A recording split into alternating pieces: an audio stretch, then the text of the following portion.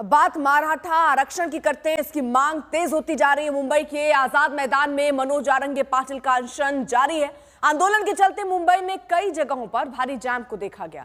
कल हाईकोर्ट ने आंदोलन पर सख्ती दिखाई थी और कई शर्तें भी लगाई थी। हाईकोर्ट की ओर से कहा गया था कि आंदोलनकारी आजाद मैदान को छोड़कर मुंबई की सभी रोड आज दोपहर तक खाली करें। हाईकोर्ट के आदेश के बाद बीएमसी और मुंबई पुलिस की ओर से भी मनोज जारंगे को नोटिस दिया गया, जिसमें आजाद मैदान को खाली करने को कहा गया। हालांकि आंदोलनकारी मराठा आरक्षण की मांग पूरी होने तक पीछे हटने को तैयार नहीं है। तो इनकी मांगे हैं मराठा समाज को ओबीसी कोटे के तहत आरक्षण मिले, ओबीसी के तहत ही उपजाति है कुणबी, और यही मांग लगातार वो अपनी प्रमुख करते हुए मराठा आरक्षण से कमजोर होगा ओबीसी कोटा। सरकार ने आर्थिक रूप से कमजोर मराठाओं को आरक्षण दिया है। अब सरकार की मुश्किलें क्या हैं वो हम आपको बता रहे हैं, क्योंकि आरक्षण एक ऐसा मुद्दा है जिसको लेकर कई बार ऐसे बड़े बड़े आंदोलन हुए हैं और एक बार फिर से एक आंदोलन मुंबई में देखा गया जहां जारंगे लगातार सड़कों पर बैठे हुए हैं। हालांकि अब बड़ा सवाल यही है कब खत्म होगा आंदोलन, क्योंकि हाईकोर्ट की तरफ से भी कहा गया कि सड़कों पर ऐसे जाम ना लगाएं।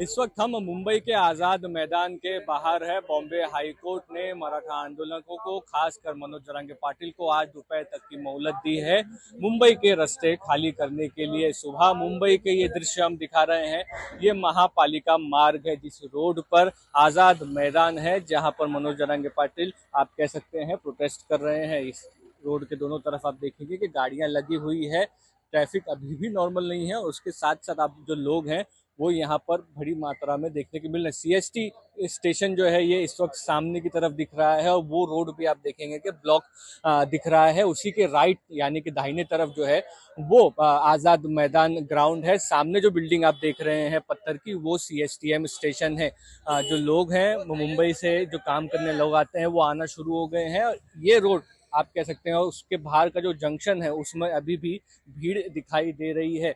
मुंबई पुलिस किस तरह से कुछ घंटों में इस स्थिति को नियंत्रण में लाती है। हजारों की तादाद में जो लोग आए हुए हैं उनमें 5000 से ज्यादा लोग अलाउड नहीं है, इस तरह का बात किया गया है। तो कैसे कंप्लायंस होता है हाईकोर्ट के ऑर्डर का आने वाले समय में पता चलेगा। कैमरा पर्सन राजू रेवनकर के साथ मुस्तफा शेख, आज तक। मुस्तफा हमारे सहयोगी इस वक्त जुड़ भी चुके हैं, जिनकी रिपोर्ट आप देख रहे थे। मुस्तफा, फिलहाल अल्टीमेटम तो दिया गया है, लेकिन हालात क्या नजर आते हैं? क्या ऐसी संभावना है कि दोपहर के बाद तक खाली हो जाएंगी सड़कें? जी बिल्कुल, देखिए हजारों की तादाद में लोग आए हुए थे। मनोज जारंगे पाटिल को सिर्फ 5000 लोगों की परमिशन थी आजाद मैदान में। आजाद मैदान के बाहर का अगर आप रोड देखेंगे तो जैसे हम पहले भी आप बता रहे थे कि सीएसटीएम स्टेशन दिख रहा है। यहाँ पर हर रोज की तरह लोग आ चुके हैं अपने काम पर जाने के लिए। मुंबई कर जो है वो घर से बाहर निकल चुके हैं। ये रोड आप देख रहे हैं जो आजाद मैदान की तरफ आता है, इसमें दोनों तरफ गाड़ियां हैं, खाने की चीजें बांटी जा रही है, लेकिन ट्रैफिक मूवमेंट इतनी नहीं दिखने मिल रही क्योंकि दोनों तरफ जो मराठा आंदोलक है उनकी गाड़ियां खड़ी है। लेकिन ये बात जरूर है कि सामने का जो रास्ता है सीएसटी के बाहर का, वो रास्ता 3 दिन से पैक था, लेकिन आज कल हाईकोर्ट के ऑर्डर आने के बाद आज पुलिस ने इस रास्ते को खाली किया है। इस रास्ते पे ट्रैफिक जो है वो शुरू है। बीएमसी की तरफ से पूरे रोड की ट्रैफिक जो है वो आप कह सकते हैं कि ओपन कर दी गई है और सफाई की जा रही है। लेकिन अभी भी कई लोग आप कह सकते हैं यहाँ पर दिखाई दे रहे हैं, कई लोग आजाद मैदान में हैं। मनोज जारंगे पाटिल ने बात की है थोड़ी देर पहले, उनको पुलिस ने नोटिस दिया था कि आपको अभी प्रोटेस्ट करने की परमिशन नहीं हम दे रहे हैं आजाद मैदान पर। ये नोटिस दिया गया था, जिसके बाद मनोज जारंगे पाटिल ने फिर से यही बात कही है कि जब तक उनकी सारी मांगे पूरी नहीं हो जाती हैं वो मुंबई से नहीं जाएंगे।